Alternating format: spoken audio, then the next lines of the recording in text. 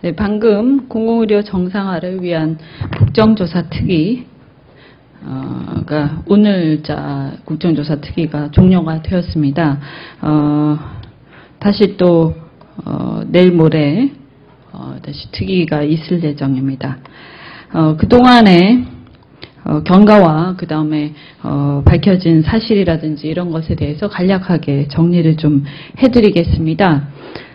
물론 그 결과 보고서를 통해서 공공의료 정책 앞으로 어떻게 나가야 될 것이고 이 정상화 어떻게 할 것이냐에 대해서는 결과 보고서를 통해서 정리가 될 것입니다. 다만 이제 지금 말씀드리는 것은 지금까지의 경과, 간략한 경과와 그 다음에 이 그동안 알려져 있던 사실들 중에서 국정조사를 통해서 밝혀진 사실들을 말씀을 드리겠습니다. 그리고 이 말씀드린 사실들은 또 따로 서면으로 배포를 보내드릴 테니까 혹시 조금 길더라도 양해를 해주시기 바랍니다. 2013년 6월 13일 시작을 해서 7월 3일 복지부 기관보고, 7월 4일 진주의료원 현장검증, 7월 5일 서울의료원 및 의정부의료원 현장검증을 거쳐 7월 9일 강원도와 경상남도 기관보고를 받는 일정으로 진행했습니다. 그러나 어제 홍준표 경상남도 지사를 비롯한 경상남도 공무원들이 국정조사에 증인 불출석을 함에 따라 국조특위 여야 합의에 의해 국회에서의 증언 및 감정에 관한 법률 제6조에 따라 오늘 오후 4시까지 국정조사장에 동행할 것을 명령을 했습니다. 홍 지사가 동행 명령을 거부했기 때문에 증감법 13조 국회 모욕의 죄가 성립되어 5년 이하의 징역에 처해질 수 있습니다. 아울러 증인 불출석으로 증감법 15조에 따라 고발할 수 있으며 3년 이하의 징역 또는 1,000만 원 이하의 벌금을 받을 수 있습니다. 민주당은 증인으로 불출석한 홍준표 지사와 관계 공무원들을 법적 절차에 따라 그분들에 대해서 조치를 취할 것입니다. 최종적인 것은 다음번 국조특위 전체 회의에서 의결할 것입니다. 이번 국정조사를 통해서 폐업 발표부터 해산조례 통과까지 편법, 위법사항과 국민을 속인 사실이 드러났습니다. 2013년 2월 27일 개최된 179차 서면이사회의 경우 일부 이사에게 서면 통지를 하지 않고 진행된 것으로 확인이 되었습니다. 전화통화 내역을 제출하기로 했는데 그 전화통화 내역으로 최종 확인이 될 경우에는 이사회가 무효가 됩니다. 3월 11일 개최된 180차 이사회에서 휴업과 폐업을 의결했음에도 폐업을 의결한 사실은 숨기고 휴업만 의결한 것으로 숨겨오다 국정조사에서 확인되었습니다. 즉 이미 폐업까지 의결이 되었음에도 국민들에게는 휴업만 의결하고 도지사가 복지부와 계속 논의를 해서 정상화를 도모를 해보겠다, 시도를 해보겠다 이런 식으로 명백하게 국민을 속였습니다. 또한 6월 11일 진주의료원 해산조례 날치기 과정에서 의회 규칙을 위반하였습니다. 의회 규칙 46조 3항에 따르면 안건에 대한 이의 유무를 물어 이의가 있을 때에는 전자투표 또는 무기명 전자투표 또는 투표용지에 의한 기명 무기명 투표를 해야 하는데 이의를 물었을 때 저희가 영상 파일 저희가 확보한 국조특위에서 이번에 상용된 영상 파일에 의하면 이의가 있습니다라고 했음에도 불구하고 이러한 절차를 거치지 않고 그냥 통과시킨 장면이 드러났습니다. 경상남도가 제시했던 진주의료원의 폐업 사유의 허구성이 어느 정도 입증되었다고 자평합니다. 홍 지사와 경상남도는 적자 와 강성노조 이 두 가지를 진주의료원 폐업 이유로 내세웠지만 이번 국정조사에서 그 허구성이 입증되었습니다. 우선 적자와 관련해서 진주의료원의 적자 구조를 보면 2012년 69억 적자 중 감가상각비 33억과 지역개발기금 상환 18억은 중앙 및 지방정부가 담당해야 할 부채입니다. 따라서 순수 적자는 약 17억에 불과한 것으로 드러났습니다. 보건복지부에서도 감가상각비와 지역개발기금 상환비는 적자 규모에서 제외되어야 한다라고 인정을 했으며 약 20억 정도로 추산을 했습니다. 약간의 차이는 있지만 대동소이합니다. 오히려 경상남도가 제대로 지원하지 않아 진주의료원의 적자 규모가 더욱 커진 것으로 보입니다. 또한 6,500억 원의 부채를 안고 있는 경남개발공사는 확대 개편하면서 부채가 경남도 전체 적자 1조 3,488억 원의 2.1%에 불과한 진주의료원을 폐쇄하는 것은 앞뒤가 맞지 않습니다. 두 번째 근거로 내세운 그리고 국정조사 절차를 거쳐서 많이 나온 얘기지만 공공의료원의 특성상 취약계층 진료를 많이 하게 됩니다. 그러면 이 수급자의 수가 체계상 제대로 그러니까 과잉 진료를 하지 않고 적정 진료를 하게 되면 그것이 또 공공의료원의 역할이고요. 그렇게 할 경우에는 그 구조상 흑자가 나기가 어렵게 또 되어 있습니다. 그렇기 때문에 이 구조를 개혁하는 것이 중요하지 이 적자를 문제로 폐업하는 것은 맞지 않는다. 이런 지적이 여러 번 있었습니다. 두 번째로 내세운 근거, 강성 귀족노조의 문제점과 관련해서 또 살펴보겠습니다.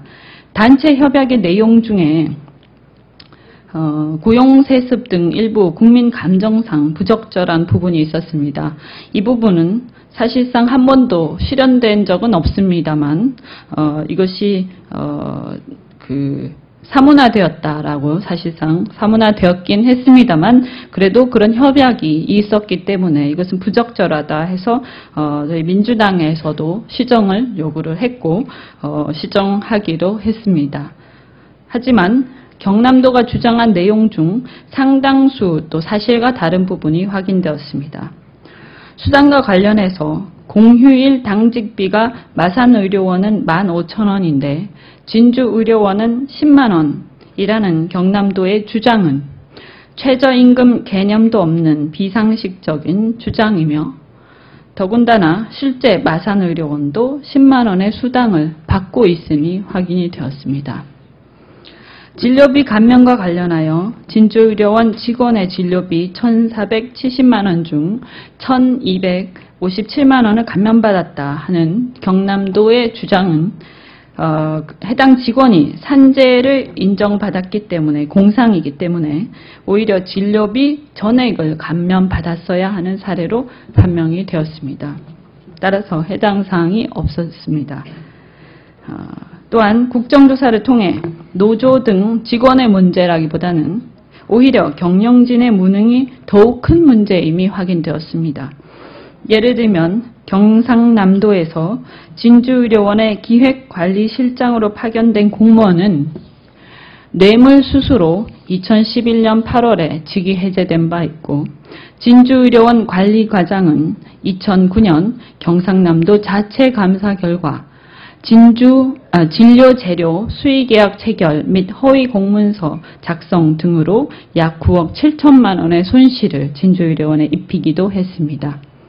2013년 3월 21일 개최된 181차 서면이사회에서 명예퇴직 요건인 20년 이상 근속기간에 있어 공무원 경력을 포함시킬 수 있도록 개정하여 원래 1,900만 원의 퇴직금을 받을 경영진이 5배가 넘는 1억 1,200여만 원을 수령하도록 했습니다.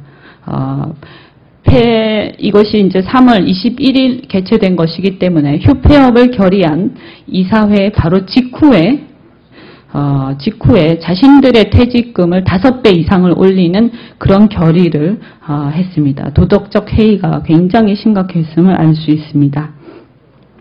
이외에도 진주의료원 원장의 업무 추진비, 집행 부적정, 접대경비 개인 용도 사용 등 경영진의 도덕적 해이 사례가 많은 것을 확인했습니다. 적자와 강성노조로 인해 폐업한다는 홍 지사와 경남도의 주장에 동의하지 않지만 100번 양보해서 이렇게 취임하자마자 2개월 만에 폐업 방침을 밝히고 폐업 방침 발표 후 불과 2주 만에 휴업과 폐업 결의까지 일사천리로 진행시킨 것은 결코 이해하기 힘든 사안입니다. 그만큼 이것이 비상상황이었는지 의문입니다. 이 과정에서 203명 있던 환자들이 3월 초부터 병원들의 전원 권고, 사실상 강제 권고에 따라 5월 중순까지 3명의 환자만 남기고 거의 강제로 전원이 되었습니다. 그러니까 한 2달 만에 모든 환자가 강제 전원이 사실상 거의 되었다고 볼 수 있습니다. 이 과정에서 22명의 환자가 사망하였습니다.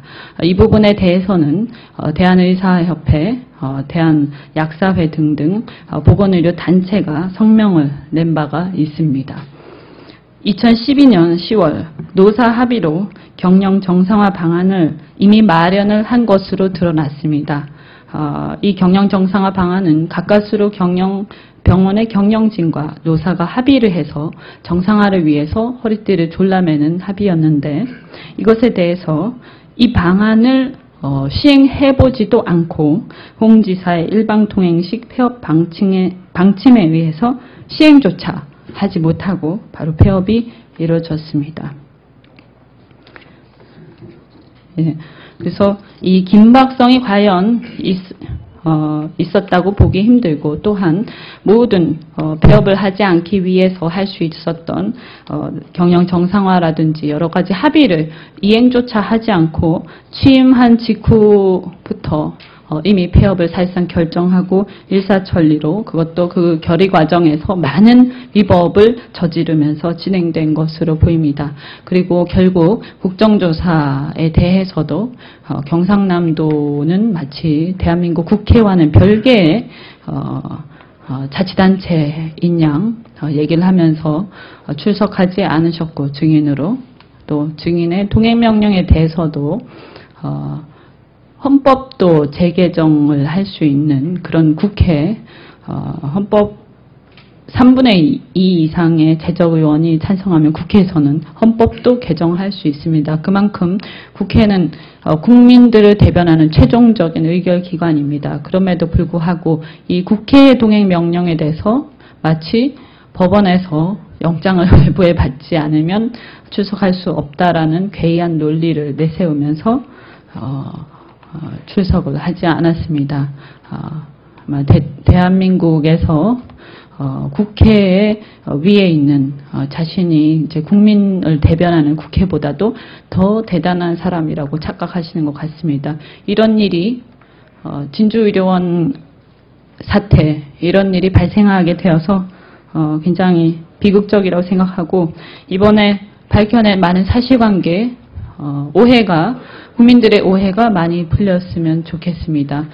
저희 국정조사 특위위원들은 이번 결과보고서를 통해서 또 공공의료 정상화 방안 마련하고 또 그 이후에도 상임위를 중심으로 해서 공공의료가 제대로 작동할 수 있도록 계속 정책을 마련해 나가고 그것을 지켜보겠습니다. 감사합니다.